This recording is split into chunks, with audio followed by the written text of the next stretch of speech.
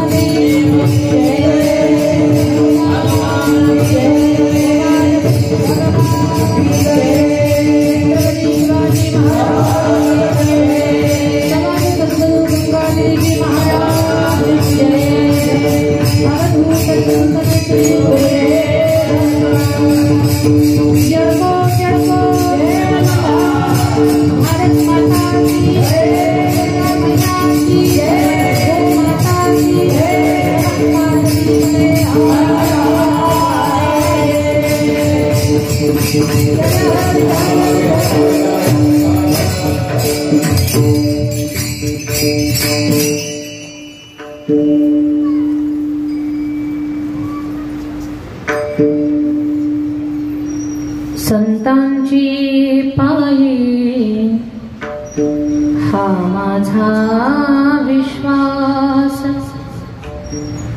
सर्व भावे दास झालो त्यांचा, तिची माझी हित करीते सकळ, जेणे हा गोपाळ कृपा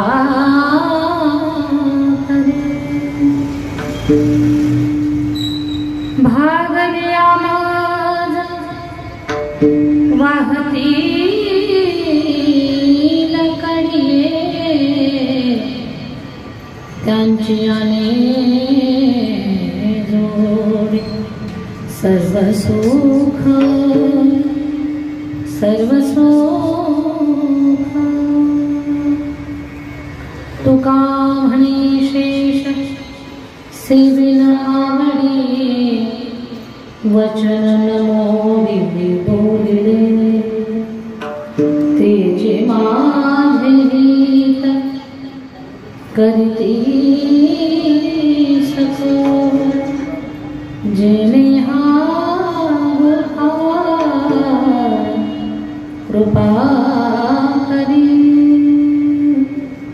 विठाला विठाला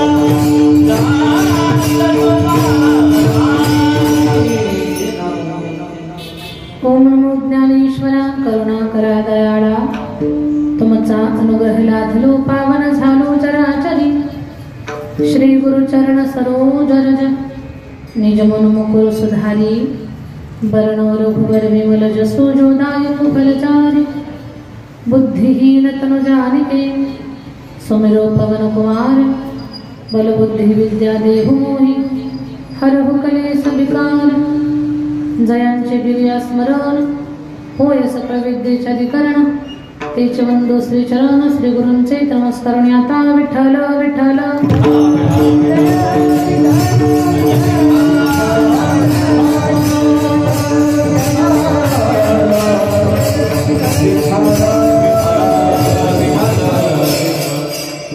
संतांचे पायी हा माझा विश्वास सर्व भावी दास झालो त्यांचा तिची माझी हित करीती सकळ जेने हा गोपाळ कृपा करी प्रस्तुत कीर्तनरूपी सेवेसाठी निवडलेला अभंग महान भागवत भक्त श्रीमंत संत वैराग्याची महामूर्ती वैराग्याचं ज्वलंत प्रतीक असणारे सदैव वैकुंठाला जाणारे पाचव्या वेदाचे निर्माते विश्ववंद्य जगद्गुरु तुकोबरायांचा चार चरणाचा संतांच्या चरणावरती जेव्हा आपण विश्वास ठेवतो तेव्हा आपलंच भलं होतं, आपलं कल्याण होतं. म्हणून आपल्या सगळ्यांच्या जीवनामध्ये संतांची संगती किती मोलाची आणि महत्वाची आहे त्या गोष्टीचं चिंतन करणारा अभंग सेवेसाठी निवडलेला आहे. अभंगाकडे वळण्यापूर्वी अल्पसा परिहार द्यायचा असा. भगवान परमात्माच्या कृपाशीर्वादानं समर्थ सद्गुरु संत श्रेष्ठ गंगागिरीजी महाराजांच्या कृपाशीर्वादानं सरला बेटाच्या छत्रछायेखाली नांदत असलेलं हे वाकडी नावाचं गाव की ज्या गावाला देव संत आणि तीर्थ हे तिन्ही प्रसन्न आहे. जे गाव केवळ गाव नाही, हे गाव तीर्थक्षेत्र आहे. असं हे पुण्यभूमी वाकडी खंडोबाची, तालुका राहता, जिल्हा अहिल्यानगर. तर या पुण्यभूमीमध्ये युगराज सद्गुरु गंगागिरीजी महाराज, ब्रह्मलीन सद्गुरु नारायणगिरीजी महाराजांच्या कृपा आशीर्वादाने व गुरुवर्य महंत स्वामी रामगिरीजी महाराजांच्या प्रेरणेने मागच्या 46 वर्षापासून साई सच्चरित्र पारायण आणि अखंड हरिनाम सप्ताह आपल्याकडे होतो आहे. या सप्ताहामध्ये ज्ञानेश्वरी व्यासपीठ आणि साईबाबा चरित्र व्यासपीठ, हरिभक्तपरायण अशोक महाराज ट्रेन जातेगाव आणि किशोर महाराज भालेराव वाकरे या महात्मा मंडळीकडे आहे. बाकी सर्व गुणीजन मंडळी, आज सप्ताहाचा दुसरा दिवस आहे. दुसऱ्या दिवसाची सेवा ग्रामस्थ मंडळीच्या माध्यमातून माझ्याकडे आलेली आहे. विशेष कुणाचं नाव न घेता सर्वांच्या मनापासून धन्यवाद व्यक्त करतो. आणि आपल्या सगळ्यांच्यामुळे आम्हाला या वाकडी पुण्यभूमीमध्ये कीर्तन करण्याचा सुयोग प्राप्त झाला.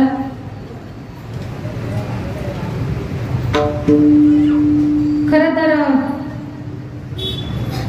या सप्ताहात टाळ घेऊन उभे असलेले जे छोटे बाळगोपाळ आपल्याला दिसत आहेत, या लेकरांचं कौतुक म्हणून यांच्याकरता एकदा जोरात टाळी वाजवा. हरिभक्तपरायण सुनील महाराज कोळपकर सर यांनी हे बालभजने मंडळ विद्यार्थी घडवलेले आहेत. तर गुरुजींचं देखील टाळ्या वाजून एकदा आपण कौतुक करूया. गायनाची गोड अशी साथ देणारे गोरख महाराज जाधव, फार सुंदर करता गोरख बाबा, आणि हरिभक्तपरायण प्रसाद महाराज. तर या माझ्या दोन्ही भावंडांसाठी सुद्धा टाळी झाली पाहिजे. मृदंगाची गोड अशी साथ देणारे, ज्यांचं वाजवणं अतिशय सुंदर आहे म्हणजे नावानच विक्रम आहे, विक्रम महाराज सरला वेट. विक्रम बाबांसाठी पण टाळी झाली पाहिजे. खूप चांगल्या पद्धतीची साऊंड सिस्टीम आहे. साऊंड मला दादाचं देखील मनापासून कौतुक आहे. चांगली सेवा आहे. आणि कॅमेरा आहे का, मोबाईल, यूट्यूब चॅनल आहे,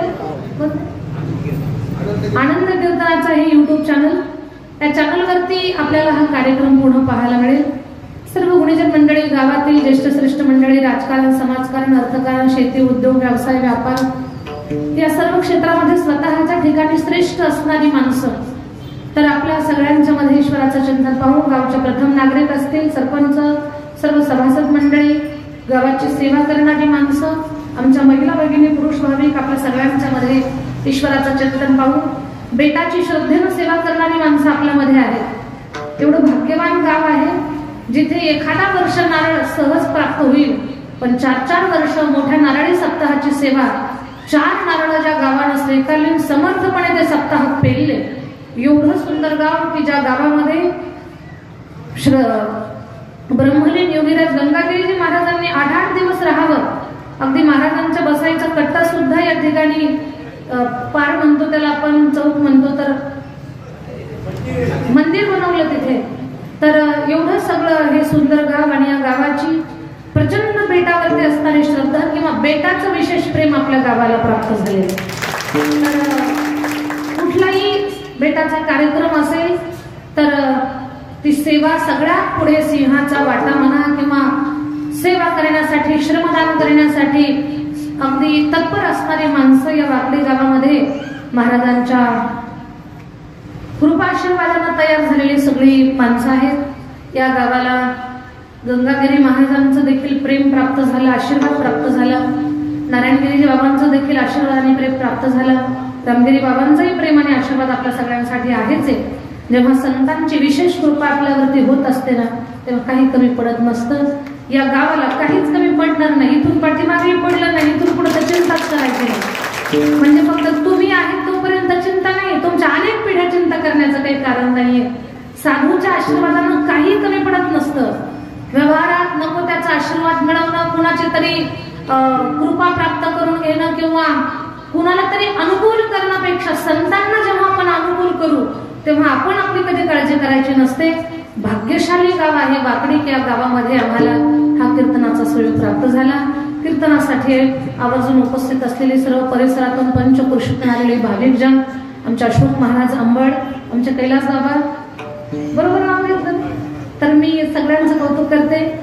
जिनं पांडुरंगा करू प्रथम नमन हे सुंदर स्तवन केलं, फार गोड आवाजात. आज मला खरंच आनंद वाटला. सुरात बोलली ती, स्वर चुकला नाही. अशी हरिभक्त परायण आमची भक्तिताई थोरात आपल्याकडे शिकायला आहे. भक्तिताईचे बाबा देखील कीर्तनाला आहेत आज.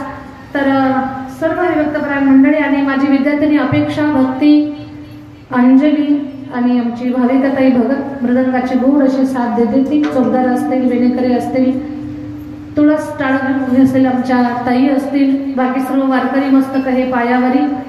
या वारकरी संतांच्या सर्व परिचित अपरिचित मंडळी, त्यात मला नावच लक्षात येईल नाही. साऊंडवाला माझ्या ओळखीचे आहेत ते.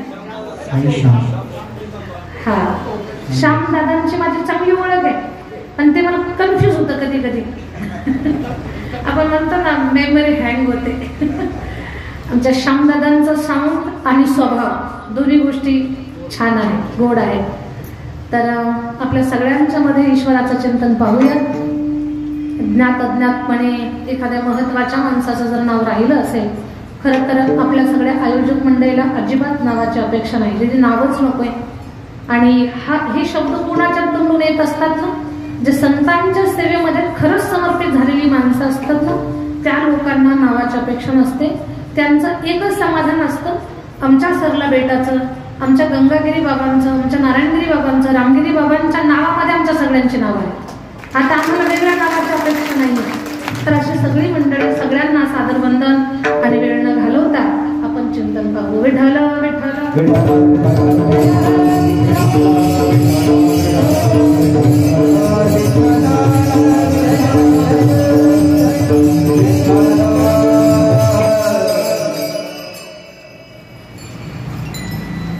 जगद्गुरु तुकोबरायांचा भंग सेवेसाठी निवडलाय. क्षमता आवाज थोडासा घोंगल्यासारखा होतो, थोडा शांत करा. फार आवडीनं या वाकडी गावानं आजची कीर्तनाची सेवा खूप आग्रह करून नियोजित केलेली आहे. खरं तर मला आयोजक दादांचा जी सगळी आज आम्ही इथे पोहोचेपर्यंत आमच्या सेवेमध्ये जी सगळी मंडळी तत्पर होती, तर त्यांचा एकच आग्रह होता की, म्हणजे पहिला फोन त्यांनी केला माझ्याकडे. आणि आनंदाची गोष्ट आहे की सगळी बेटाची उपासक मंडळी पत्रिकेत आहे आणि मला आनंद वाटतो की या पत्रिकेत आम्हाला सुद्धा सेवा प्राप्त झाली, तर मला खूप मनस्वी आनंद झाला। आणि संतांचा किती आदर करावा, संतांच्या बद्दल किती श्रद्धा आणि आपल्या अंतःकरणात किती प्रेम असावं ना, हे तुमच्या सगळ्यांकडून शिकावं बरं। आम्ही सुद्धा एवढा प्रचंड आदर, एक माया, एक प्रेम, एक आपलेपणा। खरं तर मी पहिल्यांदाच वाकडीला येते, पण सगळ्यांचा आमच्या सोबत आजचं जे 2 तासामध्ये जे बोलणं होतं ना, जणू काही फार जुनी ओळख आहे असा सगळा एक भाव होता। तर हे तुमच्या अंतःकरणातलं प्रेम, त्या प्रेमाला आम्ही वंदन करतो। विठ्ठल विठ्ठल।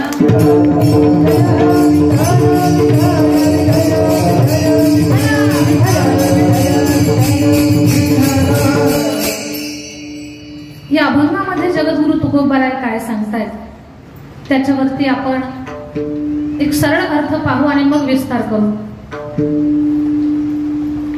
जगद्गुरु तुकाराम महाराज सांगतात, संतांची पायी हा माझा विश्वास।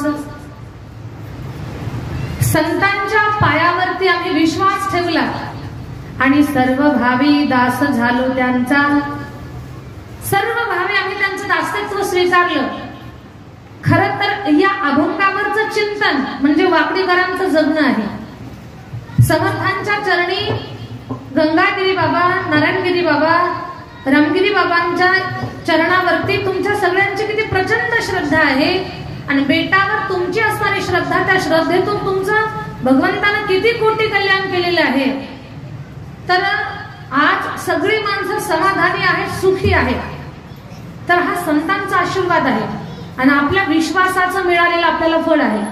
सर्व भावे दास झालो त्यांचा। संत काय करतात? संत आपलं कल्याण करतात। तिची माझे हित करीती सकळ, जे हा गोपाळ कृपा करी। थकल्या भागलेल्या साधकाला खांद्यावर कडेवर उचलून घेण्याचं सामर्थ्य संतांचं आहे। भागली मज वाहतील कडी आणि त्यांची यानी जोडे सर्व सुख। संतांची कृपा जीवनामध्ये प्राप्त करायची असेल ना, तर तुम्हाला संतांना सर्व भावी शरण जावं लागेल। अशी तुमची अवस्था असली पाहिजे। तुका म्हणे शेष घेईन किंवा सेवीना आवडी, वचन न मोडी बोलिले ते। एवढं संतांच्या बाबतीत आपलं समर्पण असलं पाहिजे। आणि खरं सांगते तुम्हाला, खरंच माणसाला एक सवय लागलेली असते कुणाचं तरी ऐकून जीवन जगणं। मग कधी कधी मेहुण्याचं ऐकतील, कधी सासरवाडीचं ऐकतील, कधी नको त्या माणसाचं ऐकतील, व्यसनी जुगारी मित्राचं ऐकतील, म्हणजे ज्याचं नकोच ऐकायला त्याचंच ऐकतील। मी तर म्हणे नको त्याचं ऐकण्यापेक्षा इथपर्यंत की आपल्या जवळच्या नात्यातल्याही लोकांचं ऐकण्यापेक्षा संतांच्या ऐकण्यावर ज्या दिवशी आपण चालू ना, त्या दिवशी आपल्याला कुणाचंच ऐकून घ्यायची वेळ येणार नाही।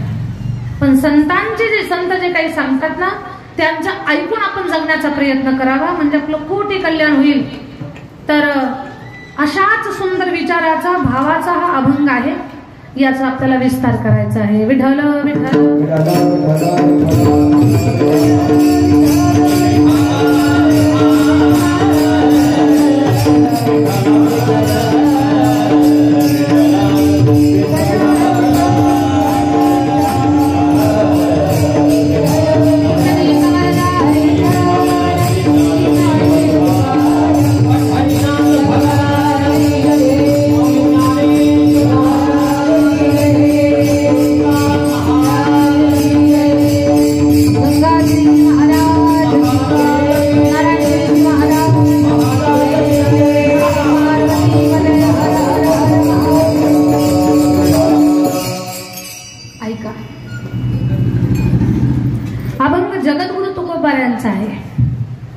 महाराष्ट्राच्या मातीमध्ये आपल्याला संतांची मांदियाळी पाहायला मिळेल। थोडंसं चिंतन करू आपण। या महाराष्ट्राच्या मातीमध्ये एक नाही अनेको संत आणि संतांच्या छत्रछायेखाली वावरणारी सगळी माणसं आहेत। तरी पण ज्यांनी आपल्याला संप्रदाय शिकवला, परमार्थ शिकवला, ज्यांनी आपल्याला गळ्यातल्या माळीचं महत्व, गळ्यातल्या टाळाचं महत्व, भाळावरच्या बुक्याचं महत्व आणि ओठावरच्या भगवत नामाचं महत्व आपल्याला फार अगोदर ज्यांनी सांगितलं असे आपले ज्ञानोबा राय तुकोबा राय. तर या सगळ्या संतांच्या मध्ये जगद्गुरु तुकाराम महाराज एक अद्भुत संत आहेत की ज्या जगद्गुरु तुकोबारायांच्या चरित्रामध्ये आपल्याला खूप गोष्टी आश्चर्याच्या पाहायला मिळतील. आश्चर्य कशाला म्हणतात बरं? आश्चर्य म्हणजे काय? एखादी गोष्ट होणेच नाही पण ती झाली, त्याला काय म्हणतो आपण? आश्चर्य झालं. आश्चर्याची गोष्ट म्हणजे काय की ती गोष्ट होणेच नाही पण ती गोष्ट घडली. माणसं म्हणतात आश्चर्य, ही गोष्ट होणेच नव्हती पण घडली. या जगामध्ये आपण 7 आश्चर्य पाहतो.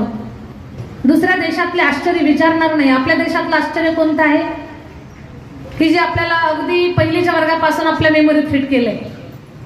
आपल्या देशातलं आश्चर्य कोणतं आहे? अजोबा म्हणतो आपण त्याला, 7वा अजोबा. आपल्या देशातलं आश्चर्य काय आहे? जगातल्या 7 आश्चर्यापैकी एक आश्चर्य भारतात म्हणजे आपण सांगतो की ताजमहाल आहे, बरोबर? पण आपल्यापैकी किती लोकांनी ताजमहाल पाहिला? 1 2 3 4 5 6 7 8 नको त्यांनी, म्हणजे ज्यांनी पाहिलाच नाही त्यांनी हात उंच करूच नका, हात खाली. एक 10 ते 20 लोकांनी ताजमहल पाहिला असेल. आपल्या कीर्तनात बसलेल्या किती लोकांनी रायगड पाहिला? 1 2 3 4 5 6 7 8 9 10 11 12 13. ठीक आहे. भले म्हणत असत आपण की आपल्या भारत देशाचा आश्चर्य ताजमहल आहे, पण या कीर्तनाच्या गादीवर उभं राहून सांगते आपल्या मातीचं आश्चर्य रायगड आहे. कधीतरी रायगड जाऊन पाहायला पाहिजे माणसानं. मग तिथं गेल्यानंतर स्वाभिमान जागा होतो, धर्माबद्दलची श्रद्धा जागी होते, संतांबद्दलचा आदर निर्माण होतो आणि आपल्याच माणसाबद्दल आपल्या अंतःकरणात प्रेम निर्माण होतं. मातीबद्दल प्रेम निर्माण होतं, कारण त्या मातीमध्ये मातीसाठी स्वतःची माती करणारी माणसं त्या मातीत उगवलेली आहेत. एवढी श्रेष्ठ माती आहे रायगडाची. तर आपल्या देशातलं आश्चर्य कुणाला म्हणायचं म्हणू द्या, नाही म्हणायचं म्हणू द्या, सुरुवात आपल्यापासून करायची नेहमी आपण. आपल्या मातीतलं आश्चर्य काय आहे? रायगड हे आपलं आश्चर्य आहे. तर एखादी गोष्ट होणेच नाही पण ती घडली, त्याला आपण आश्चर्य म्हणतो. मग जगात 7 आश्चर्य आहेत. कदाचित माझ्याकडनं आकडा कमी पडल. जगद्गुरु तुकोबारायांच्या चरित्रात 700 आश्चर्य आहेत. त्याच्यापैकी काहीच आश्चर्यांचं आपण चिंतन करू की जगद्गुरु तुकोबारायांच्या चरित्रात आपल्याला ते आश्चर्य पाहायला मिळतं. हे शक्यच नाही हो, पण शक्य झालं. मला सांगा, देहासहित वैकुंठाला जाणं या मृत्यू लोकात शक्य आहे का? झोपल्या का? बोलत चला. देहासहित वैकुंठाला जाणं इथं शक्य आहे का? हे नाही.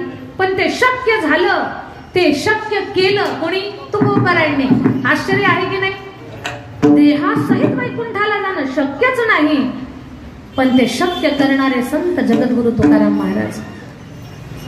कोणी सहित झाला गुप्त तुका, देहासहित वैकुंठाला गेले. आता एक गोष्ट ऐका बरं. महाराजांच्या चरित्रातलं आणखी आपल्या सगळ्यांना माहिती असलेलं आश्चर्य. एखादा कागद, त्या कागदावरती काहीतरी लिहून दिले मी तुमच्याकडे. त्या एक दगड घेतला, त्याला तो कागद अगदी दोरानं घट्ट बांधला आणि पाण्यामध्ये टाकला. तुम्हाला सांगितलं मी द्या पाण्यात टाकून, तुम्ही पाण्यात टाकला. 13 तासानंतर तो कागद मी तुम्हाला मागितला, जशाच तसा देता येईल काय? नाही. जशाच तसा तो कागद आपल्याला वापस प्राप्त होऊ शकत नाही. पण 13 तासानंतर वस्तू जशाच तशी मिळत नाही कागदाच्या संदर्भातली. 13 दिवसानंतर ज्यांनी ग्रंथ जशाच तसा प्राप्त केला त्यांना जगद्गुरु तुकोबा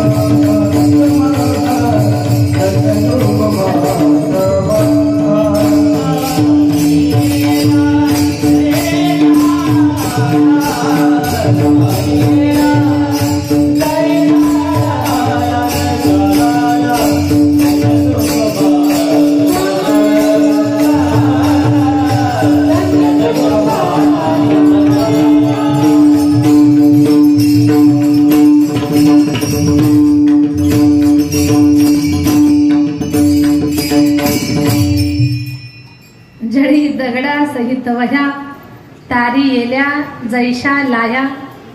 खरं तर 13 दिवसानंतर ग्रंथ जशाच तसे मिळणे हे शक्यच नाही. म्हणजे ज्यांनी शक्य केलं त्यांना तुकोबाराय म्हणतात. तुकोबारायांचा गाथा केवळ साधारण ग्रंथ नाही, तर महाराजांच्या गाथ्याला 5वा वेद म्हणतात. वेद भगवंताच्या श्वासातून निर्माण झालेले आहेत. वेद भगवंताच्या श्वासातून निर्माण झालेले आहेत. 5वा वेदच होणे नाही, पण ज्यांनी निर्माण केलं त्यांना तुकोबाराय म्हणतात. एक दिवस असंच कथा करत असताना अंतःकरणात एक भाव निर्माण झाला. सगळ्याच गोष्टी पुस्तकात आणि ग्रंथात नसतात, काही अंतःकरणात निर्माण व्हाव्या लागत असतात. तर कथा करत असताना अंतःकरणात एक भाव जागा झाला. महाराजांना घेण्यासाठी विमान आलं आणि त्या विमानात बसून तुकोबाराय गेले वैकुंठाला. आता कुठे आपल्यासाठी विमान? आपण कोणत्या विमानात बसायचं आता की ते थेट आपल्याला वैकुंठाला घेऊन जाईल? आता अचानक मला एक गोष्ट आठवली बरं. वसंत गडकर बाबांचं फार सुंदर वाक्य आहे, तुम्हाला फार आवडतं. देव आपल्या घरी यावा. किती लोकांना वाटतं? मला तर वाटतंय. सगळ्यांना वाटतंय का देव आपल्या घरी यावा? सगळ्यांना वाटतंय, बरोबर? हात घ्या ना मग उंच एकदा, मला कळू द्या पुन्हा कोणाला वाटतंय. वा वा वा. देव आपल्या घरी यावा सगळ्यांना वाटतं. आता हात खाली घ्या. आता पुढचा प्रश्न आहे, आपण देवा घरी जावं.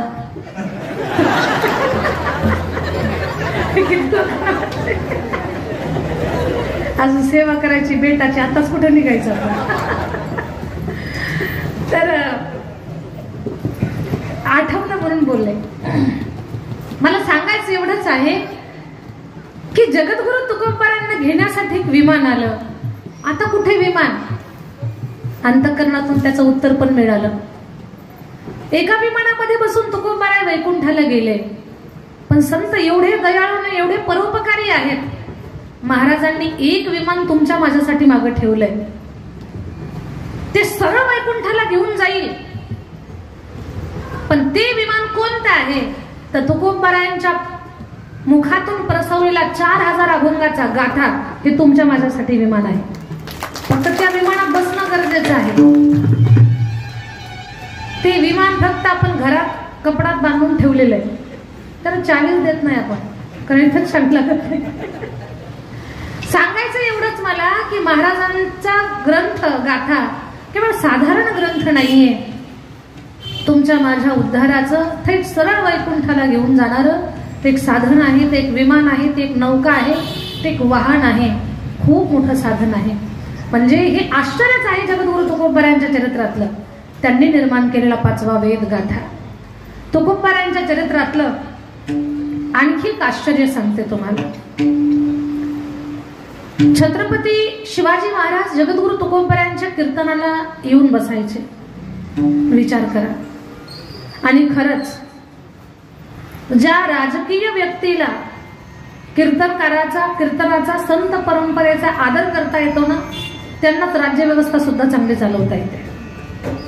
राज्यव्यवस्था चांगली चालवण्यासाठी आध्यात्मिक आशीर्वादाची सुद्धा फार गरज असते. छत्रपती शिवाजी महाराजांच्या शासनाची, त्यांच्या राज्यव्यवस्थेची आजही लोक आठवण काढतात की महाराजांचं राज्य पाहिजे, आता रामराज्य पाहिजे, शिवस्वराज्य पाहिजे. का? तर त्या राज्यकारणामध्ये गोरगरीब माणसांचा विचार करत होते. परंपरा जपल्या जात होत्या.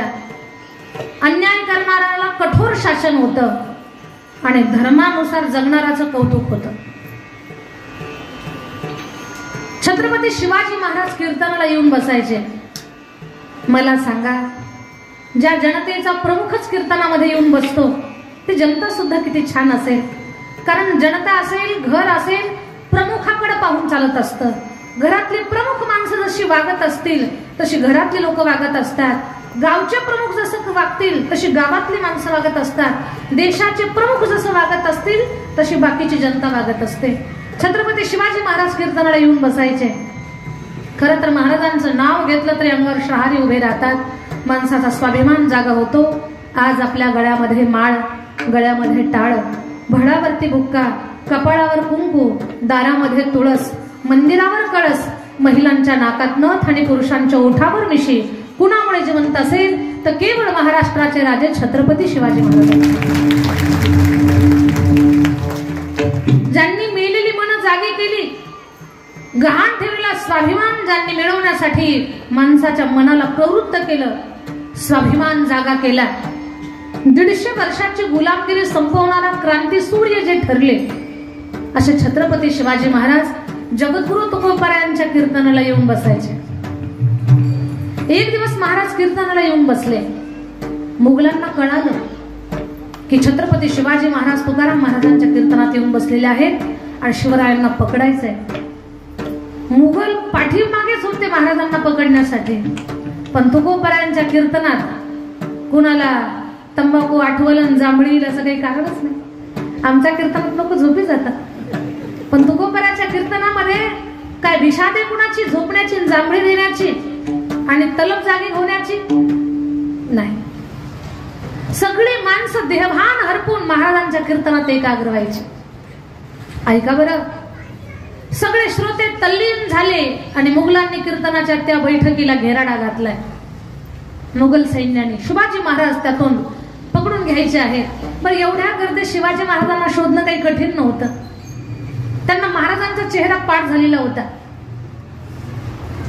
तुकोबाराच्या लक्षात आलं कीर्तन चालू आहे आणि कीर्तनात काही अघटित होणे नाही, कारण याच्या कीर्तनाच्या जागे एवढी मंगल पवित्र जागा दुसरी कोणती नाही.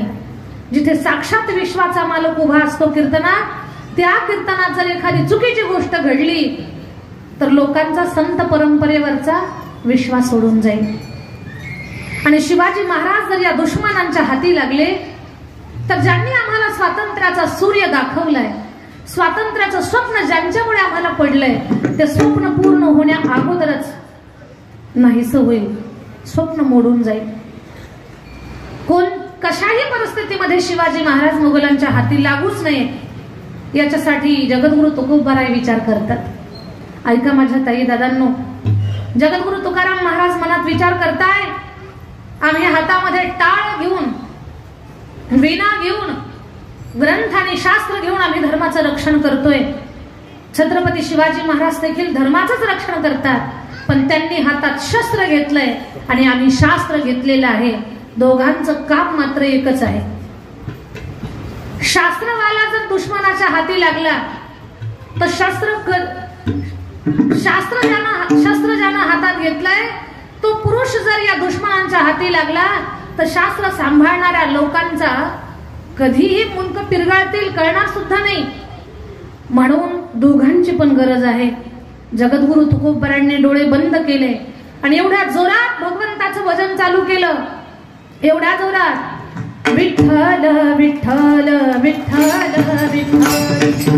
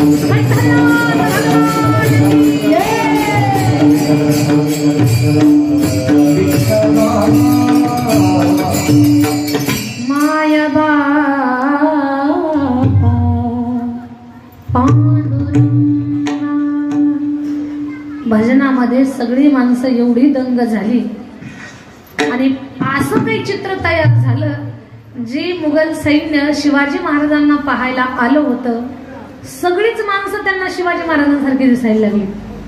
हे शक्य आहे? शक्यच नाही. पण परिणाम असा झाला, महाराजांच्या कीर्तनातला प्रत्येक माणूस शिवरायांसारखा दिसायला लागला. सगळे डोळे चोळायला लागले, कुणी स्वतःला चिमटे घ्यायला लागले. कुणी म्हणतं अरे तुला काही कळालंय का? तो म्हणतोय मला जे दिसलं ते तुला दिसलंय का? म्हणे काय? अरे म्हणे इथे एक शिवाजी नाही, हजारो शिवाजी राजे आहेत. सगळेच माणसं शिवाजी महाराजांसारखी दिसत आहे. कोणीतरी म्हणतोय वरचा शासन करता छोट्या कार्यकर्त्याला म्हणतो जा एकाला पकडून आण. ते म्हणतंय त्याला पकडायच्या नादात जर मी शिवाजी बनलो तर माझाच बळी देतील. नाही मी जाणार पुढं. कुणी जायला सुद्धा तयार नाही. आणि आलेलं मुघल सैन्य तसंच निराशून वापस गेलं. पण छत्रपती शिवाजी महाराज त्यांच्या हाती नाही लागले. प्रत्येक कीर्तनात बसलेल्या प्रत्येक माणसाला शिवरायांचं स्वरूप प्राप्त झालं. हे सामर्थ्य कुणाचं? जगद्गुरु तुकोबारायांचं. हे होणेच नाही पण जगद्गुरु तुकोबारायांच्या कीर्तनात हे घडलं. एवढे महान संत माझे जगद्गुरु तुकाराम महाराज. हे आश्चर्य आहे. जगद्गुरु तुकोबारायांच्या जीवनातलं, त्यांच्या चरित्रातलं, त्यांच्या संदर्भातलं एक आश्चर्य सांगते. तुकाराम महाराजांचं नाव घेतलं की यम पळून जातात. तुकाराम तुकाराम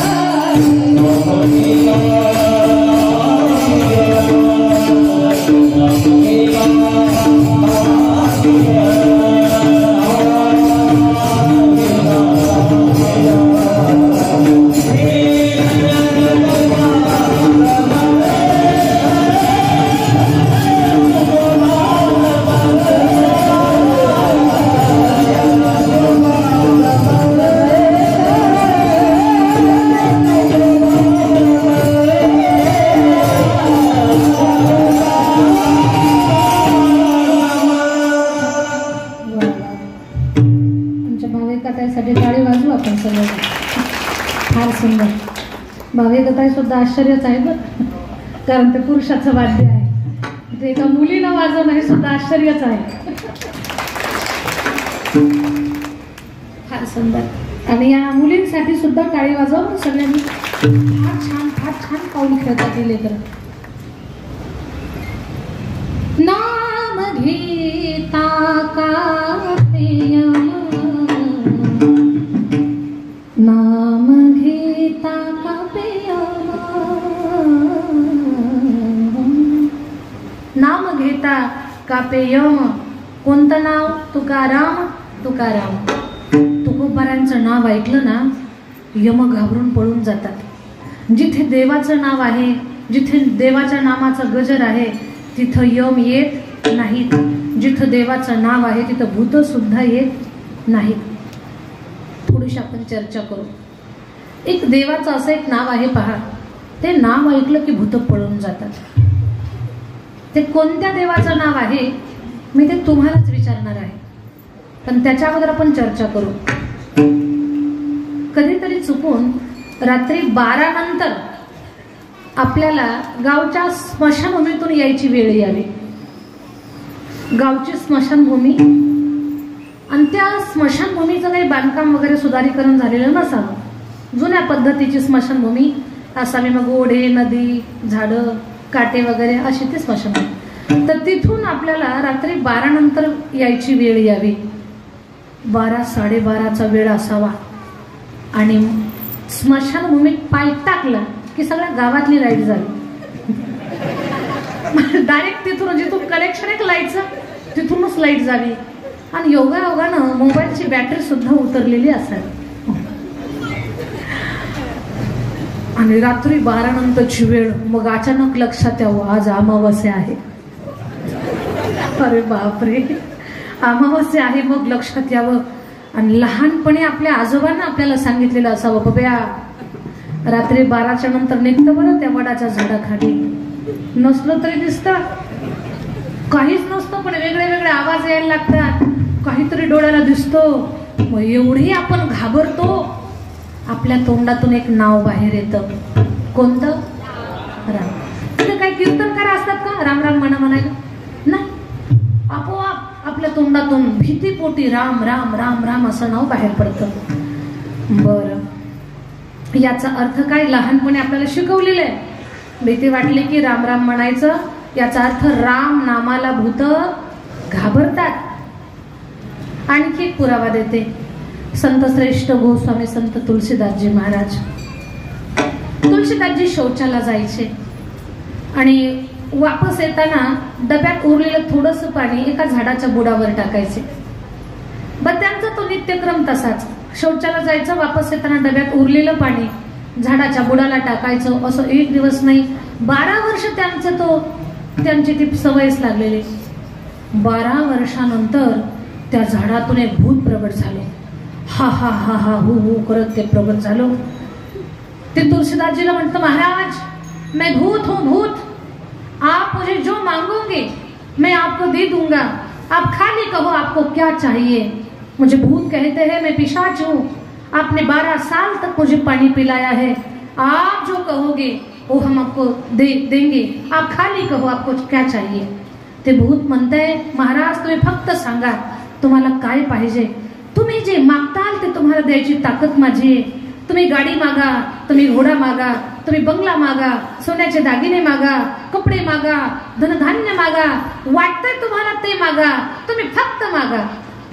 तुलसीदासजी म्हटले, एवढ्या सगळ्या वस्तू मागा मागा म्हणतो, तुझ्याकडे काही कारखाने आहेत की काय? त्याला सांगितलं, माझ्याकडे कारखाने नाहीयेत, पण ज्यांचे कारखाने आहेत त्यांच्या कारखान्यातला माल कसा उचलून आणायचा हे मला चांगलं माहिती. ही भूत असतात बरं.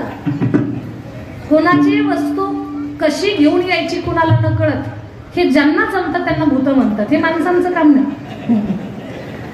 भूतच काय करतात, कुणाची वस्तू उचलतात आणि कुणालाही देतात, कुठे नेऊन ठेवतात. कोण ठेवतात? भूत, माणसं नाही. समजून घ्या. जी माणसं आहेत ना ती कधीच कुणाच्या वस्तूला हात लावत, ते भूतच कुणाच्या वस्तूला हात लावतात.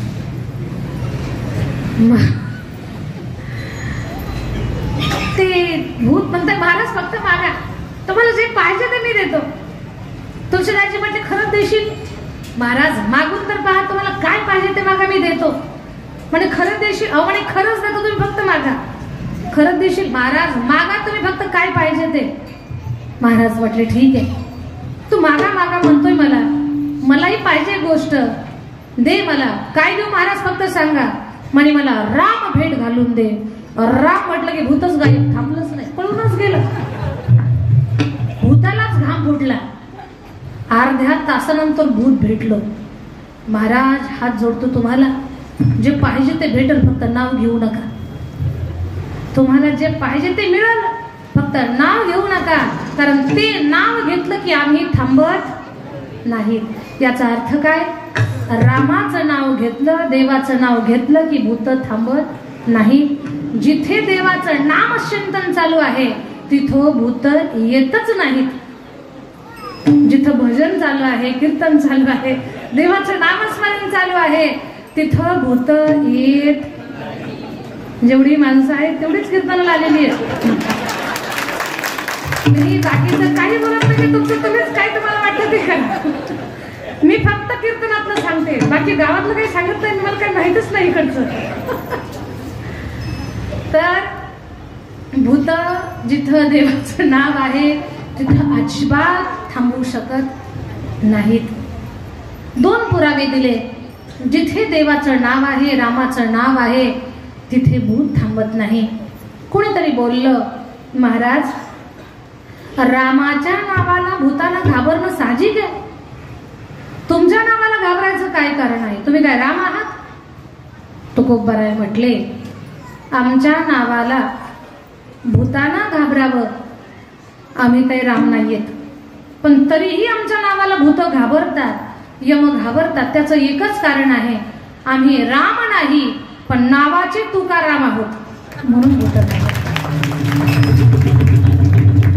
नाम घेता कापेय, नाम घेता कापेय,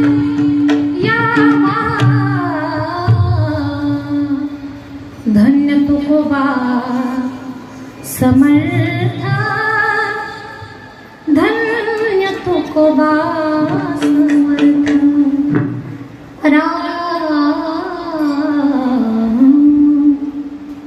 असे महान संत जगद्गुरु तुकोबाराया की ज्यांच्या चरित्रामध्ये आश्चर्यच आश्चर्य आहेत. मग हे आश्चर्य महाराजांच्या जीवन चरित्रामध्ये कसं काय पाहायला मिळतं? अशी कोणती विशेष कृपा झाली किंवा महाराजांनी कोणती साधना केली की त्या साधनेचं फळ महाराजांच्या चरित्रामध्ये एवढे आश्चर्य पाहायला मिळतात? महाराज म्हणतात, आम्ही एकच साधना केली, ती साधना म्हणजे आम्ही संतांच्या चरणावर विश्वास ठेवला, तो विश्वासच आमची साधना बनली. अभंगाचं पहिलं संतांची पायी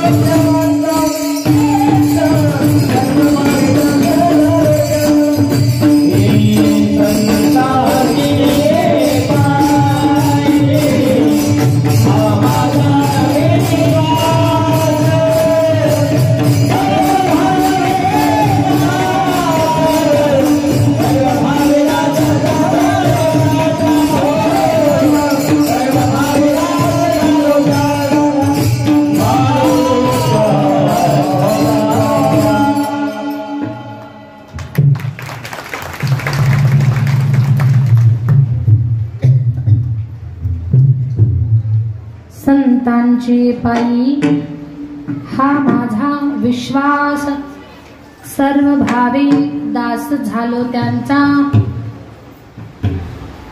अभंगाच्या पहिल्या चरणामध्ये जगद्गुरु तुकोबाराय सांगतात की संतांच्या चरणावर आम्ही विश्वास ठेवला, एवढीच एक साधना केली, त्याचं फळ आमचं जीवनचरित्र घडलं. आणि संतांच्या चरणावरती आमचा खूप विश्वास आहे. सगळ्यांनी लक्ष देऊन ऐका. विश्वास शब्द पहिल्या चरणात फार महत्वाचा आहे. विश्वास या शब्दामध्ये किती अक्षर आहेत? 3.5 अक्षराचा हा शब्द आहे. आपला देह किती हाताचा आहे? 3.5 हाताचा आहे. या 3.5 हाताच्या देहाचं जीवन या 3.5 अक्षरावर अवलंबून आहे. उभं आयुष्य आपलं विश्वास विश्वास, रोज तरी एकदा तरी तोंडातून विश्वास बाहेर पडतो. म्हणजे आपल्या सगळ्यांचं जीवन विश्वासावर अवलंबून आहे. एक या संदर्भात एक महत्वाची गोष्ट सांगते तुम्हाला. विश्वासावर माणसाचं जीवन चाललंय. विश्वासानं पांगळा माणूस सुद्धा रणच्या स्पर्धेमध्ये उतरल आणि मेरिट मध्ये येईल, सांगता येत नाही. आत्मविश्वास खूप मोठी गोष्ट आहे. आणि त्याच विश्वासाला तडा गेला तर मेरिट मध्ये आलेलं सुद्धा फेल होण्याची शक्यता आहे. विश्वास एवढा मोलाचा आहे. एखाद्या व्यक्तीनं आपल्यावरती विश्वास ठेवावा याच्यासाठी आपल्याकडे एक शपथ देण्याची पद्धत आहे. आम्ही शपथ घेतो. ती शपथ कशासाठी? विश्वास ठेवावा म्हणून. पण मुद्दा लक्षात घ्या, शपथ मोडल्यानं माणूस मरत नाही. शपथ मोडल्यानं माणूस मरत नाही, पण शपथ मोडल्यानं विश्वास मरून जातो. विश्वास मरून जातो. मग विश्वासच मेला. 6.5 काय 7.5 फुटाचा माणूस असू दे, 200 रुपये काय 2000 रुपये मीटरचं कापड अंगावर त्यांना घालू दे, अंगावरती 2 ग्रॅम काय 2 तोळ्यापेक्षा जास्त सोनं असू दे, प्रॉपर्टी 2 तालुक्याला विकत घ्यायची असू दे, पण त्या माणसाला 0 किंमत असते. कशाला? विश्वास नाही सांभाळता आला त्या माणसाला. 20 रुपये मीटरचं कापड अंगावर असू दे, गुंजभर सुद्धा सोनं अंगावर नसलं तरी चालेल. त्या भरलेल्या जगामध्ये पाय ठेवणं एवढी सुद्धा प्रॉपर्टी त्याच्या नावी नसेल, पण शब्दाला जागणारा असेल तर माणसंच काय देव सुद्धा त्याच्यावर विश्वास ठेव. विश्वासाची खूप मोठी ताकद आहे. व्यवहारात आपण विश्वासानं जगायला लागलो, विश्वासानं आपली कामं होतात. कधी कधी विश्वासाला तडा गेला तर आपली कामं फेल होतात. एक उदाहरण सांगते. विश्वास आणि अविश्वास, तर याच्यावरती विश्वासानं कामं कशी होतात त्याच्यावर उदाहरण सांगायचं मला. एक साधा माणूस शेतकरी, त्यानं 2 तरणी गोरी बैलगाडीला झोपली आणि शेतामध्ये निघाला. तरण्या गोऱ्यांना काही शिस्तीमध्ये चालायची सवय नसते. कशी तरी ती गोरी बैलगाडीला झोपलेली, वदडात पदडात पदडात शेतामध्ये गेला. दिवसभर त्यानं शेतातलं काम पाहिलं. संध्याकाळी ती बैलगाडीला झोपली आणि गावाकडे निघाला. जसं गाव जवळ आलं तशी बैल सुसाट पळायला लागली. आपल्या सगळ्यांना माहिती आहे, गाव जवळ आलं की बैल सुसाट पळतात, नाकात वारं शिरल्यासारखं. आपण शेतकरी आहोत, आपल्याला माहिती आहे. माहेरचं कोणी आलं की मग तुम्हाला चहात मीठ टाकू का साखर टाकू कन्फ्यूज होत आहे. आणि घरात पाहुणे आले की लेकरांनाही काही कळत नाही, उलट्याच उड्या मारायला चालू करतात. घरात पाहुणे आल्यानंतर लेकरं उलट्या उड्या का मारतात त्याचं उत्तर अजूनही सापडलेलं नाही. तुमची लेकरं मारतात की नाही उड्या? कोणती उडी म्हणतात त्याला? फुलांटी उडी.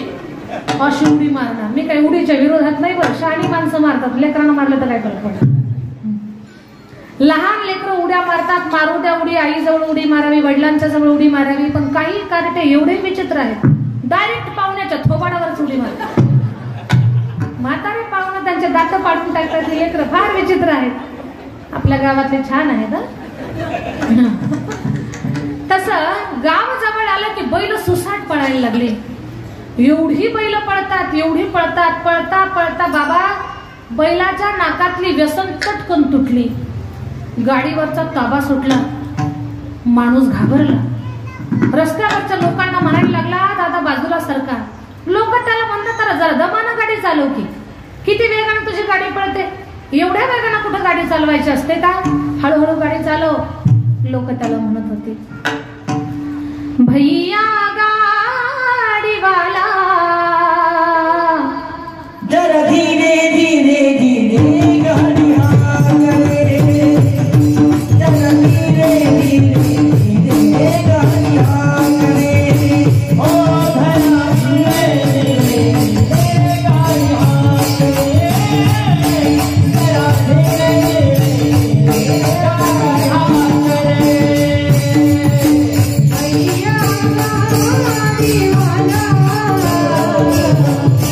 भैया गाडीवाला, गाडी धीरे धीरे धीरे हाके, गाडी धीरे धीरे धीरे हाके, गाडी धीरे धीरे हाके, गाड़ी धीरे धीरे हाके, गाड़ी धीरे धीरे धीरे हाके, गाड़ी धीरे धीरे हाके. भैया भैया भैया भैया भैया गाडीवाला, भैया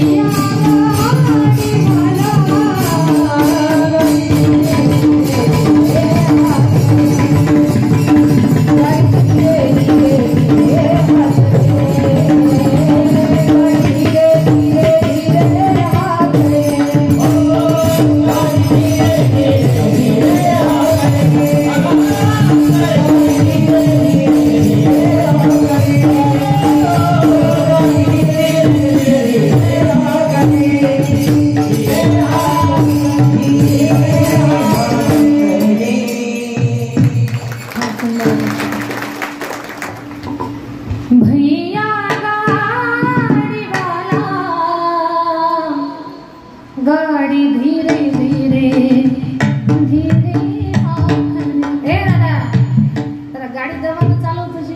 त्या माणसानं सांगितलं. माणूस फार प्रामाणिक होता. तो म्हटला, दादा बाबा काका, बैलाच्या नाकातली व्यसन तुटली, गाडीवरचा ताबा सुटलाय, मीच तुम्हाला विनंती करतो, बाजूला सरका, चाक पायावरनं जाईल, दुखापत होईल. लोक समजदार होती, बाजूला सरकले. समजदार होती, खंडोबाच्या वाकडीतली होती ना, समजदार होती माणसं. तर बाजूला सरकली, पण गाडी गावच्या वेशीत आली. वेशीत होती शांता काकू. नाव शांताबाई, पण भांडण केल्याशिवाय तिला खाल्लेलं सुद्धा पचत नाही, एवढी डेंजर होती. बाप रे बाप, काय सांगायचं तुम्हाला. कधी कधी नावं फार सुंदर असतात, पण नावासारखं लोकांचं जगणंच नाही.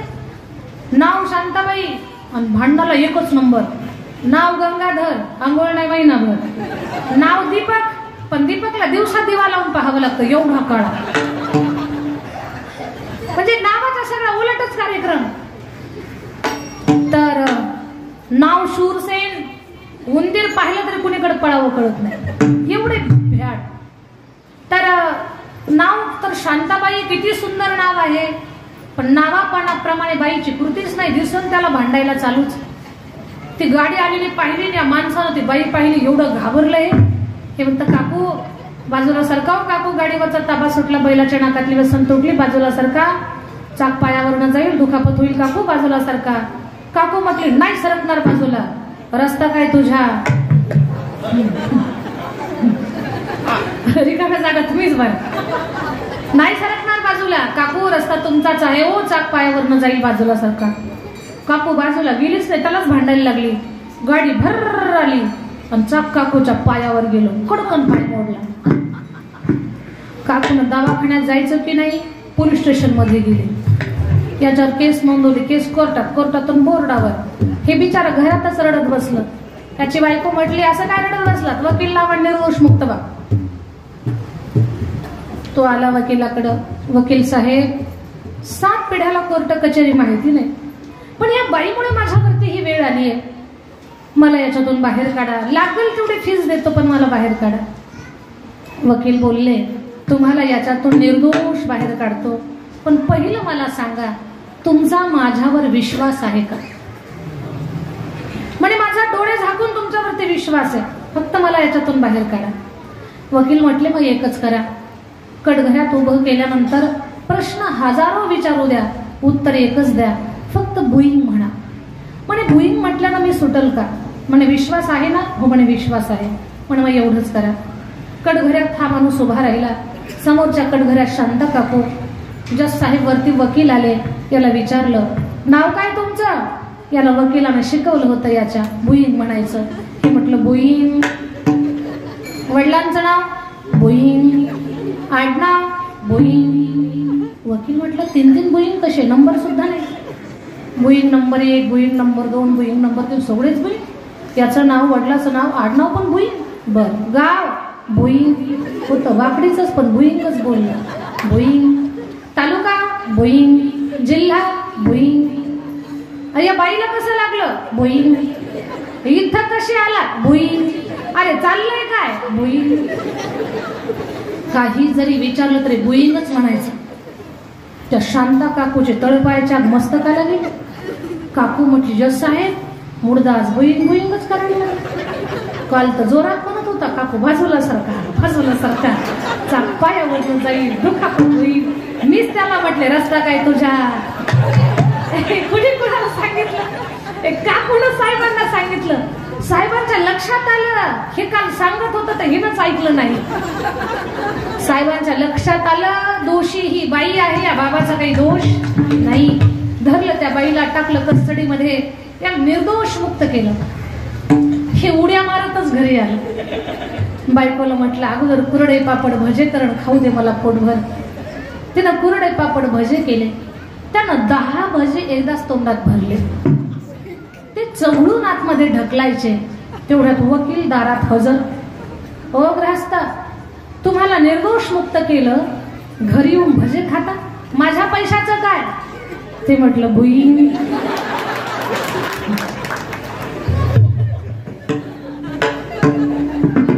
कीर्तन झाल्यावर मला बुईंग करू नका.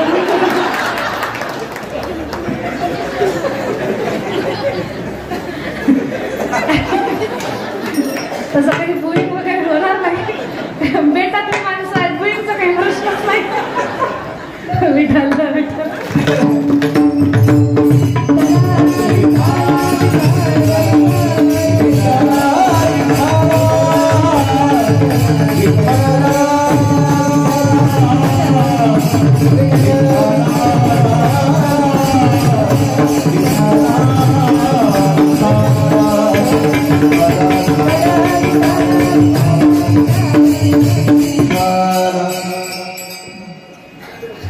बोईंगचा काही प्रश्न नाही. तर विश्वासानं व्यवहारातली कामं कशी होतात त्याच्यावर हे उदाहरण दिलं. हाच विश्वास आपण संतांच्या चरणावरती ठेवल्यानंतर आपलं कोटी कल्याण का होणार नाही? मग विश्वास कुठे ठेवायचा? तर संतांच्या चरणावरती ठेवायचा. संतांच्या चरणावर विश्वास ठेवल्यानंतर अनेकांचं भलं झालंय. त्यातलं एक उदाहरण सांगते. एका मुलीचं लग्न ठरलं होतं. तिच्या लग्नासाठी 1000 बकऱ्यांचा बळी जाणार होता. मद्याचे डेरे आणि बकऱ्यांची दावण बांधलेली होती. तिचा वडील भिल्लांचा राजा होता. पाहुण्या रवळ्यांची गर्दी आता चालू व्हायला झाली. त्यानं विचारलं, बाबा एवढे बकऱ्याची दावण, मद्यांचे डेरे कशासाठी? बेटा, उद्या तुझं लग्न आहे आणि तुझ्या लग्नासाठी हे सगळे बकऱ्याच्या मांसाची मेजवानी पाहुण्यांना द्यायची आणि त्यांना मद्य प्यायला द्यायचं. त्याच्याशिवाय आपले पाहुणे खुश होत नाही. रात्रभर विचार केला त्या मुलीनं. आपल्या एकटीच्या लग्नासाठी एवढे सगळे बकरे मरणार, निष्पाप जीव मरणार, रक्ताचा पाठ वाहणार. त्यांच्या गळ्याला सुरी लावताना त्यांचा जीव किती कासावीस होईल. त्यांचा जीव काय म्हण? या ईश्वरानं निर्माण केलेल्या पृथ्वीवरती कोणाला कोणाची हत्या करण्याचा अधिकार नाहीये. साधी मुंगी सुद्धा मारण्याचा अधिकार नाही आपल्याला. मग या निष्पाप रानावनात झाडाचा पाला पाचोळा खाणारे हे शाकाहारी जीव, त्यांना मारून आपण त्यांचं मांस खायचं? रात्र विचार केला तिनं, रात्रीतून घर सोडून निघून गेले.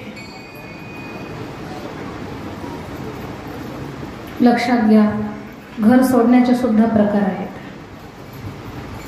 काही घर सोडतात माई बापाला न सांगता, पण आई बापाला सोडून घर सोडून निघून गेल्यानंतर जिद्दीनं असं कर्तृत्व करतात की जेव्हा गावात येतात तेव्हा माई बापाची मान उंचवते. असं काही कृती आणि कर्म करतात. पण काही असं घर सोडतात की माय बापाला दाखवायला सुद्धा तोंड राहत नाही, असं नीच कृत्य करतात. खास करून माझ्या तरुण बहीण भावंडांना सांगेन मी, काळ फार कठीण आहे.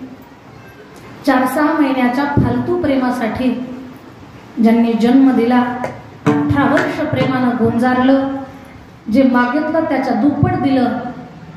एवढंच काय, मुलीच्या लग्नासाठी लाखावर एवढ्या करून ठेवल्या आणि पोराच्या जीवनासाठी कोट्यावधीची प्रॉपर्टी करून ठेवली. ज्यांनी श्वास घेतला पण आपल्यासाठी घेतला, ज्यांनी कष्ट केले, घाम गळाला, आपल्यासाठी गळाला, त्या मायबापाचा विचार न करता, त्यांना न सांगता फालतू प्रेमासाठी आपण घर सोडून निघून जात असू तर याच्यासारखं पाप, दुष्कर्म आणि याच्यासारखं वाईट गोष्ट या जगात दुसरी कोणती नाही. आज आपण भयानक परिस्थिती पाहतोय. मुली मायबापाला न सांगता कुठेतरी घर सोडून निघून जातात. आई वडिलांचा जीव काय म्हणत असेल. मायबाप त्यांना फक्त रडण्यापलीकडे दुसरं काही राहत नाही. पोलीस स्टेशन मधली, पोलीस खात्यातली माणसं त्या पोरापोरींना पकडून आणतात.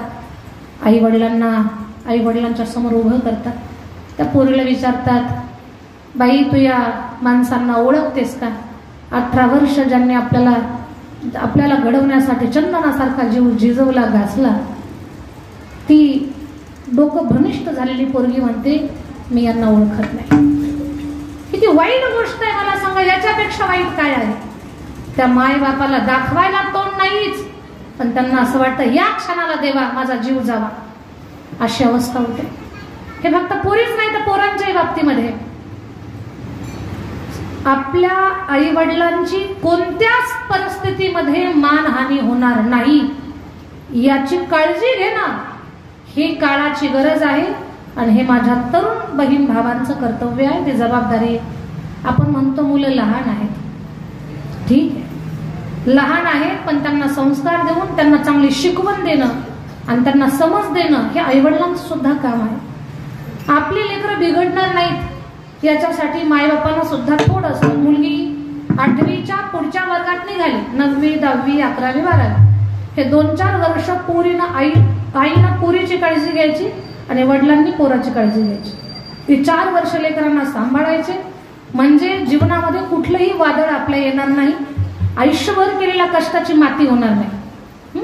लेकरांनी चुकीचं वागणं म्हणजे आपल्याच नाही तर आपल्या वाडवडिलांनी सुद्धा घेतलेल्या कष्टाची माती होणार आहे. खूप दक्षता घ्या. काळ एवढा कठीण आहे. आपल्या 9वी 10वीच्या वर्गातल्या पोरांच्या हातात शक्यतो मोबाईल देऊ नका. अभ्यासाचं कारण काढून मुलं मोबाईल घेत असतील तर तुमच्या समोर अभ्यास करायला सांगा. रात्रीच्या वेळेत कधीही आपल्या तरुण लेकराकडे मोबाईल फोन ठेवू नका. 9वी 10वी 11वी 12वीच्या लेकराच्या हातात रात्रीच्या वेळेला मोबाईल ठेवायचा नाही. समजदार आई वडील रात्रीच्या वेळेला मोबाईल काढून घेतात लेकरांच्या जवळचा. तुम्ही खूप काही गोष्टी, काळ बदललाय ना तर काळानुसार आपणही काही गोष्टी बदलणं आणि त्यानुसार जगणं फार गरजेचं आहे. काळ कठीण आहे माझ्या ताईंनो, वाटतंय तेवढं सोपं नाही. म्हणून या सगळ्या गोष्टी लक्षात घ्या. विठ्ठल विठ्ठल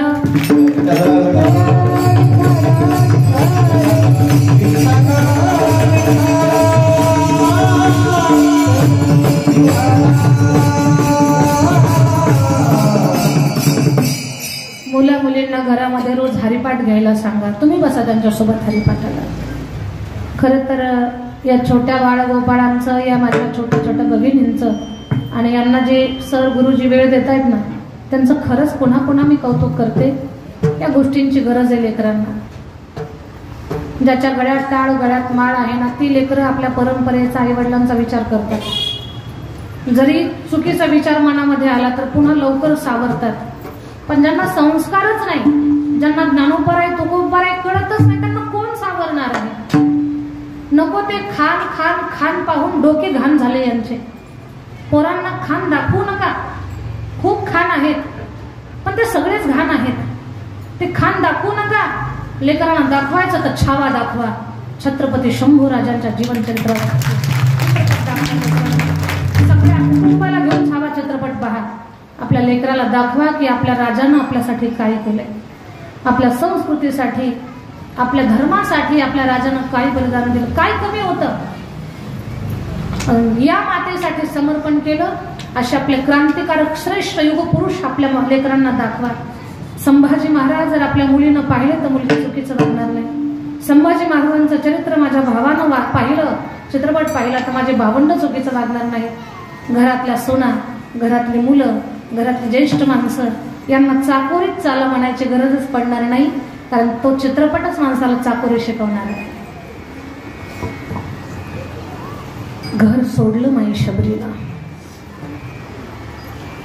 रात्रीतून घर सोडलं, निघून गेली.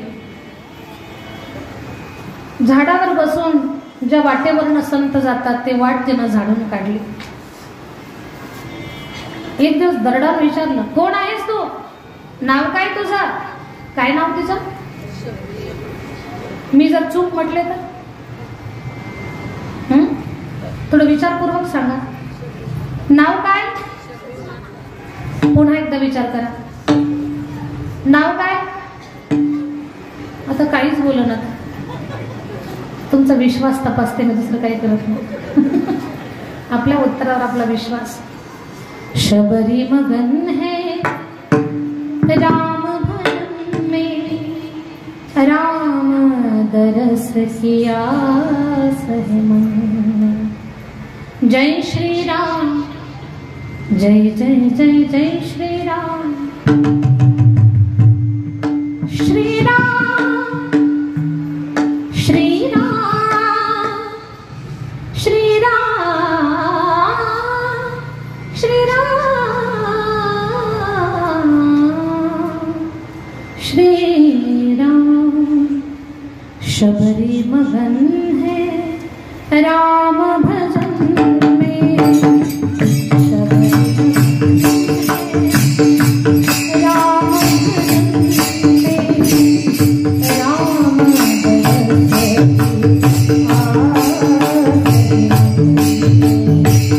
राम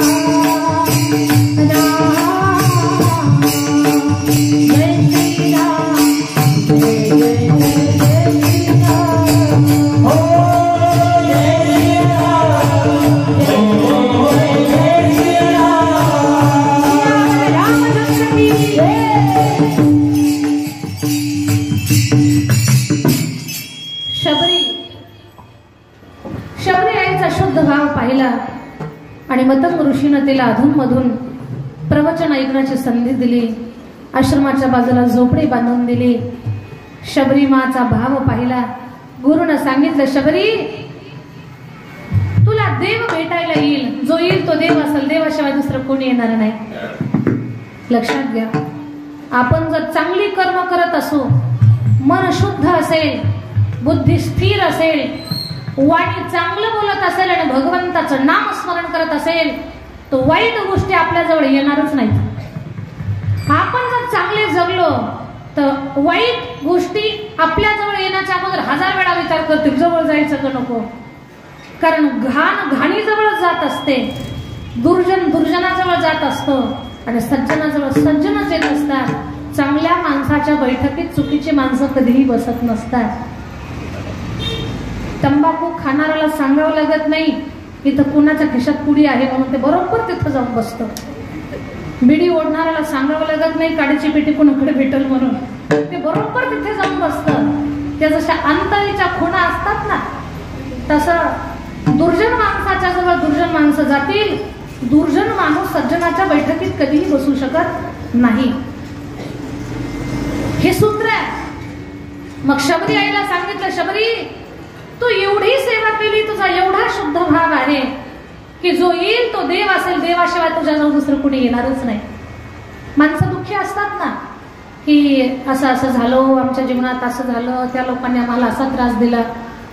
दुसऱ्याला आपण दोष द्यायचाच नाही कधी, स्वतःला खूप चांगलं बनवण्याचा प्रयत्न करायचा. माणसाला सवय लागली खापर दुसऱ्याच्या डोक्यावर फोडायचं, आरोपी दुसऱ्याला करायचं, क्लेम दुसऱ्यावर ते करायचं, दोष दुसऱ्यावर द्यायचा, ही कॉमन रीत आहे जगाची. पण स्वतःला एवढं सुंदर बनवा, एवढं छान बनवा, एवढं परफेक्ट बनवा, एवढं चांगलं बनवा की वाईट वारा सुद्धा जाताना विचार करेल ही माणूस चांगल्याच्या जवळून जायचं का नको म्हणून. एवढं स्वतःला तयार करा.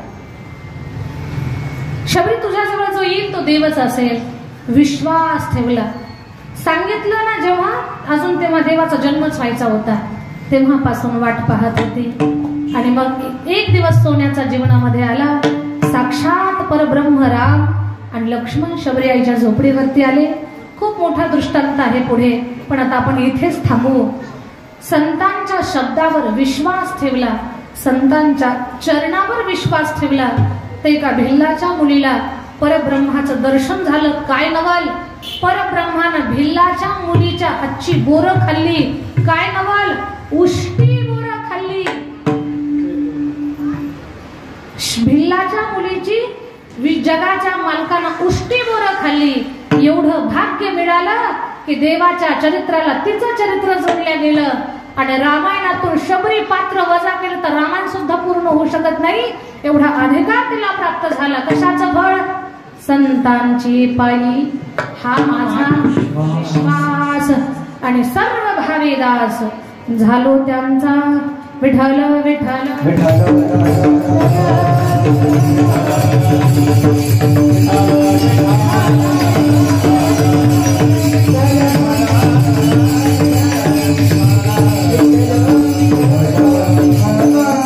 संतांची पायी हा माझा विश्वास, सर्व भावी दास झालो त्यांचा. विश्वास ठेवल्यानंतर संत काय करतात, दुसरा चरण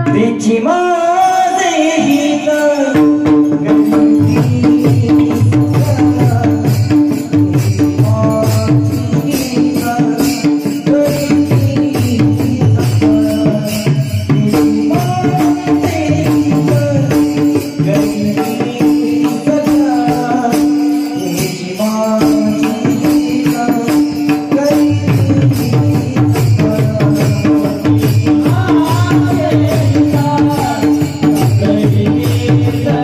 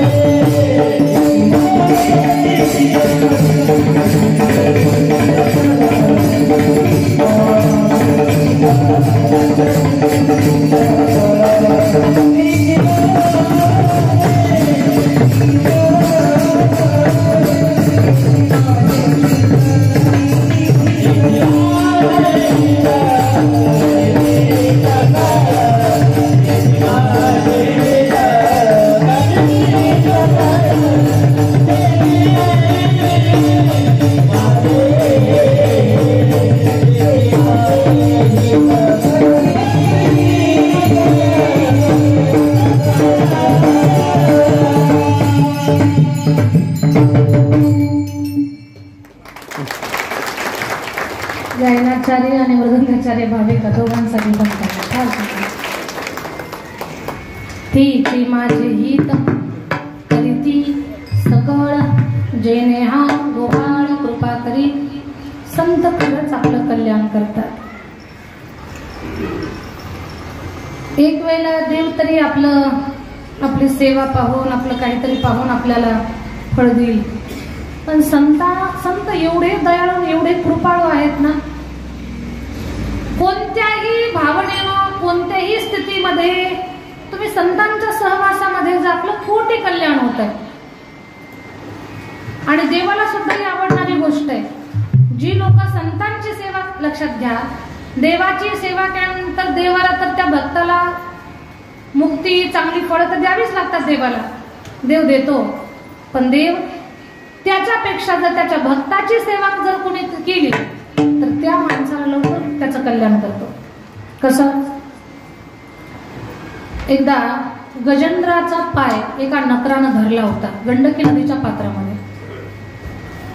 पाय पकडला आणि गजेंद्राला जीव कासावीस खायला लागला. गजेंद्राचा कुटुंबातली सगळी माणसं सोडून गेली त्याला. कोणी थांबलं नाही गजेंद्राच्या जवळ. पत्न्या, मुलं, सोना, नातवंड, पंतूच्या पत्न्या, पंत्या सगळेच गेले, कोणीच नाही थांबलं. गजेंद्र एकटाच कासावीस झाला तो. बरं, त्याला काहीच ज्ञान नव्हतं. तो म्हटला, हे पहा, या जगाला कोण निर्माण करणार आहे मला माहिती नाही, पण तू कोणीतरी आहेस. नाव सुद्धा घेता येईना देवाचं. मला वाचव, ज्यानं मलाही निर्माण केलंय. कोण असेल या विश्वाचा निर्माता, मला वाचव. भगवान जे पळत आले आणि ज्या गजेंद्राचा पाय ज्यानं पकडला होता ना, त्या नकराचं मस्तक सुदर्शन चक्रानं उडवलं देवाने आणि गजेंद्राला घेऊन वैकुंठाला निघाले. गजेंद्राला घेऊन वैकुंठाला चालले भगवान. वैकुंठात पोहोचले तर तिथं अगोदरच एक पार्षद येऊन बसलेला होता. भगवान म्हटले, कोण तू आणि तू इथं कसं काय? म्हणे, देवा, आता गजेंद्राचा पाय पकडलेला तो नकरा नाही का, तो मीच आलो इथं. अरे, तुला तर मी तुझं मस्तक उडवलं, तू वैकुंठात काय करतोय? तू तर नरकात जायला पाहिजे. तो नकर म्हणतो, देवा, तुम्ही एवढे दयाळू आहात, तुम्हालाच लक्षात नाही. तुमचे भक्त तुमचे पाय धरतात, तुम्ही त्यांचा तर उद्धार करताच, पण जे लोक तुमच्या भक्ताचे पाय धरतात ना, त्यांचा अगोदर उद्धार करतात. म्हणून मी तुमच्या अगोदर गजेंद्राच्या अगोदर इथे हजर झालोय. म्हणजे संतांची सेवा देवाला आवडते.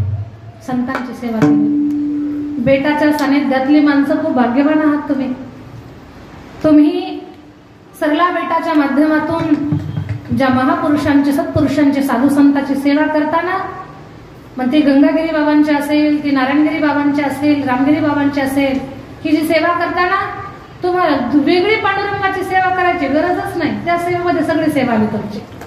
अन्न बोला घरी नाहीतरी असा जेजुरीचा खंडेराया न बोलावताच आला की नाही आपल्याकडे. इथंच आल्यावर त्याच्या घोड्यानं काय मान वळवून पाहायला आणि त्यांना इथंच थांबायला. म्हणून तर वाकडी गावाची निर्मिती झाली आणि खंडेरायाच्या नावानं, सरला बेटाच्या नावाने पूर्ण नगरी हा भाग गजबजून गेला.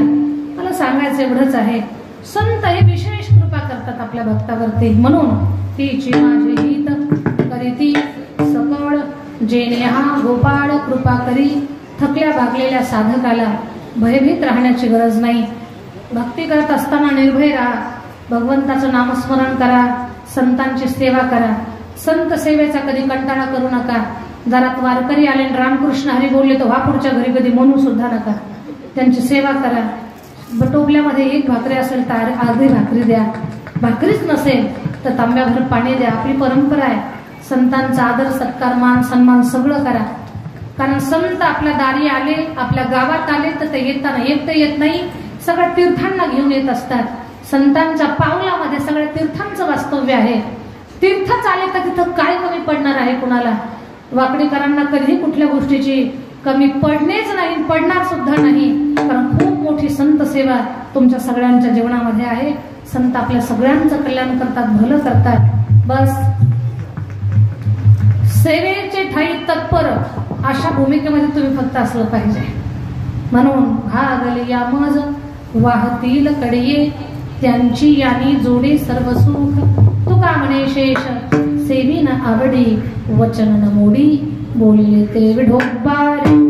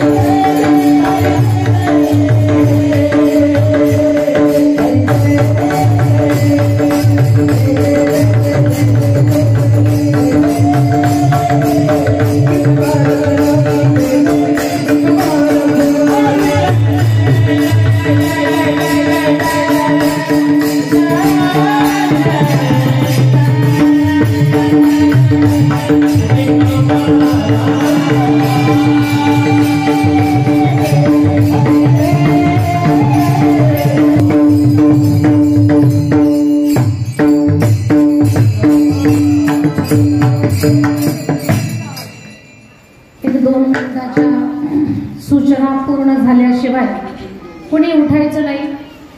कीर्तन थोडंसं 20 मिनिट उशिरा चालू झाल्यामुळे मला 20 मिनिट पुढे वाढवावं लागलं.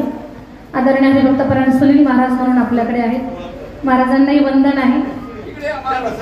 वा आणि वा वा वा खूप मोठं सेवा कार्य आहे सर हे आपलं. बरं वा सर.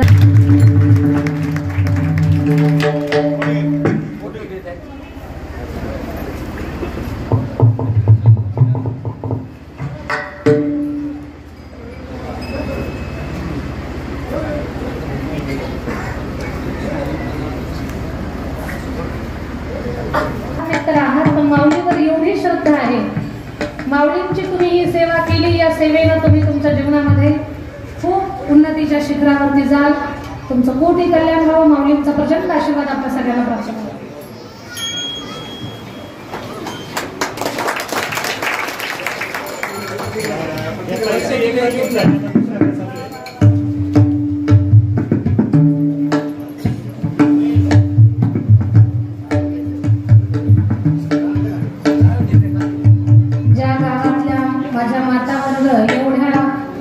आध्यात्मिक आहेत. खरंच तुमचं गाव श्रीमंत आहे बरं. आणि ज्यांना ज्ञानेश्वरी लिहायची असेल सरांकडनं त्यांना वही मिळेल. फक्त तुम्ही ज्ञानेश्वरी लिहिण्याची सेवा ज्ञानेश्वरीची करायची. आता फक्त 1 मिनिट माझ्यासाठी द्या. बीड जिल्ह्यामध्ये नारायणगिरी बाबांचं बरोबर ना जन्मस्थान नेकनूर हे मला आज इथं आल्यावर कळालं. मला पहिले माहिती नव्हतं आणि एवढा मला आनंद वाटलाय. बीड जिल्ह्यामध्ये अनेक साधू संत आहेत आणि दांडेकर मामांचे जे 4 मुख्य शिष्य होते त्यातले एक बंकट स्वामी महाराज. बंकट स्वामी महाराजांचे शिष्य नेकनूरचे ज्या भूमीमध्ये नारायणगिरी बाबांचा जन्म झाला. काय म्हणतात ना की जन्म एका ठिकाणी आणि उद्धार एका भागाचा. तर तुम्हीच भाग्यवान माणसं आहात की तिथली महात्मा ती विभूती आपल्या या बेटावरती आली आणि तालुका नाही, जिल्हा नाही, राज्य नाही, केवळ देश नाही तर वर्ल्ड मध्ये पूर्ण जगामध्ये गिनीज बुकात नोंद व्हावा एवढा सुंदर सप्ताह सरला बेटाच्या माध्यमातून घडून आला. वारकरी संप्रदायाचा स्वाभिमान आहे या सगळ्या गोष्टी. टँकरनं आमटी जसं विहिरीतून मोटरीनं पाणी काढावं तसं इलेक्ट्रिक मोटरनं आमटी बाहेर काढण्याचं काम. कसलं प्रचंड अन्नदान. तुमचे हात किती पुण्यवान आहेत. तुमच्या सगळ्यांच्या हातनं वारकरी जेवलेत म्हणजे देवाला जेवण केलेलं आहे. एवढं सगळं पुण्यभूमी आहे हा सगळा भाग. आणि त्या नागरी सप्ताहाचं 4 वेळा सेवा करण्याचं सौभाग्य वाकडेकरांना मिळतंय ही खूपच मोठी गोष्ट आहे. तर तुमच्या या परम भाग्याला वारंवार वंदन. असाच आपल्या अंतःकरणातला भक्तीचा मळा फुलत राहावा. संतांनी त्याला सप्ताहाच्या माध्यमातून नित्य पूजा पाठाच्या माध्यमातून खतपाणी मिळत जावं. खूप फुलावं भक्तीच्या क्षेत्रामध्ये. भक्ती नाम साधना हीच खरी श्रीमंती, हेच खरं सौंदर्य आहे. बाकीच्या सौंदर्याला काही किंमत नाही. बाकीच्या लौकिक श्रीमंतीलाही पाहिजे तेवढं महत्व नाही.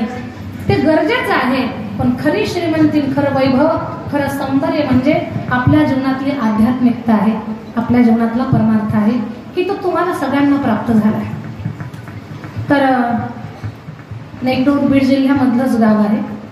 तालुके फक्त बदल आहेत. आम्ही गेवराई तालुक्यात आहोत आणि ते मला वाटतं बीडच तालुका जिल्हा येत असेल किंवा केज येत असेल. तर त्याच बीड जिल्ह्यामध्ये गेवराई तालुक्यात चकलंबा नावाचं आमचं गाव आहे. त्या गावी दादा सर आपण नाना सर्वजण आहे का कल्याण स्वामी महाराजांची चकलंबा या गावी संजीवन समाधी आहे ज्ञानोबारायांसारखी. 1100 वर्ष असतील इसवी सन सांगता येत नाही. 1100 वर्षापूर्वीची गोष्ट आहे.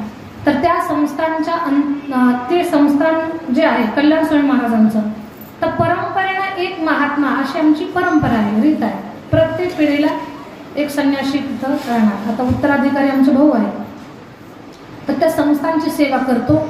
आणि मागच्या 16 वर्षापासून मराठवाड्यातली पहिली मुलींची वारकरी शिक्षण संस्था तिथे चालू केली की आपल्या भागातली भक्ती थोरा. भक्ती तुझं गावाचं नाव काय? कापूसवाडा गावची आहे. या भागातल्या बऱ्याच मुली आहेत आपल्याकडे शिकायला. बऱ्याच मुली आहेत बरं. या भागातल्या बऱ्याच पोरी आहेत. तर ही सगळी लेकरं तिथे शिकतात. अशी 1 नाही 10 नाही, 250 ते 300च्या घरात मुली तिथे सध्या कीर्तनाचा अभ्यास करतात. 300 पोरी एका छत्राखाली राहतात. एका घरातल्या नाही, एका तालुक्यातल्या नाही, वेगळ्या वेगळ्या जिल्ह्यातल्या, वेगळ्या वेगळ्या तालुक्यातल्या पोरी. महाराष्ट्रात असा एकही जिल्हा राहिला नाही की तिथली मुलगी आपल्याकडे शिकायला नाही. खूप मुली कीर्तनकार, कथाकार, वादक, गायक. आपली भाविकाताई मुंबईच्या अलीकडे कसारा आहे ना, प्रॉपर कसाऱ्याची आहे ती. तिच्या त्या भागातल्या बऱ्याच मुली आहेत.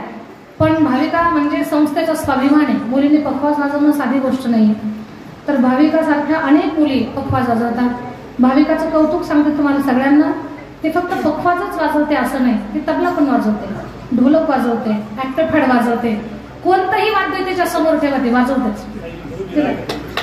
म्हणजे भगवंतानं तिला खूप मोठा तो गुण दिलेला आहे.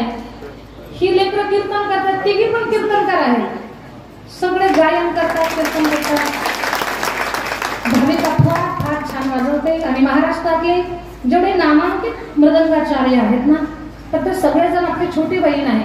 या भावनेनं तिला अभ्यासामध्ये मदत करणं असेल किंवा ते कुठं वाजवायला लागली तर तिला कौतुक करणं असेल, सगळ्या लोकांचा आशीर्वाद आणि प्रेम तिला प्राप्त झालेलं आहे. तर अशा खूप मुली घडवण्याचं सेवा कार्य चकलंबा या गावी चालू आहे. बस त्या संस्थांचा जीर्णोद्धाराचं काम आम्ही हाताला धरलंय. कुठली राजकीय शासकीय मदत देवस्थानला नाही. जिथं कीर्तनला जाऊ दादा, आम्ही तिथे लोकांना विनंती करतो की कल्याण समी संस्थांसाठी सहकार्य करा. आता कोल्हे साहेबांच्या विचारधारा ट्रस्टच्या माध्यमातून कोपरगावला आपला कथेचा कार्यक्रम झाला. तुम्ही सगळेजण तिथं आला होता.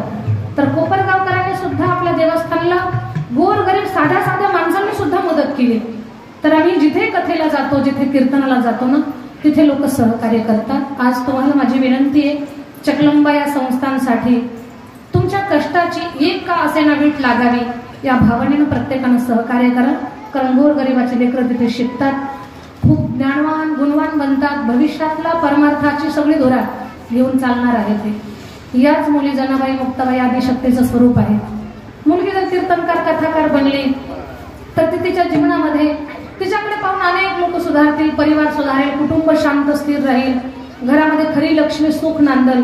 म्हणजे मुलगी आध्यात्मिक असणं म्हणजे खूप मोठी गोष्ट आहे. तर या लेकरांना घडवण्याचं काम करतोय.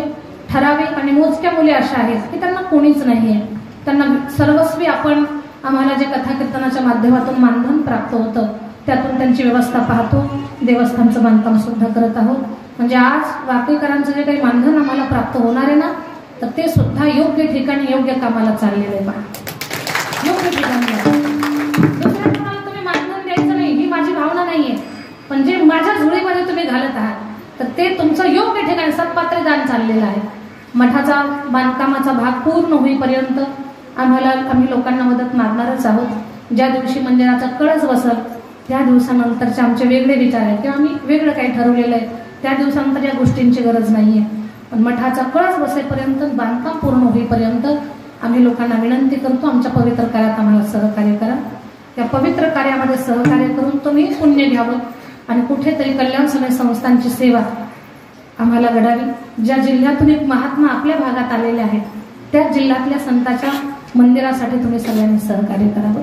हे सगळ्यांना आवाहन. जे भाविक मदत करतील त्यांचं नाव कीर्तन झाल्यानंतर पुकारण्याचा प्रयत्न करू.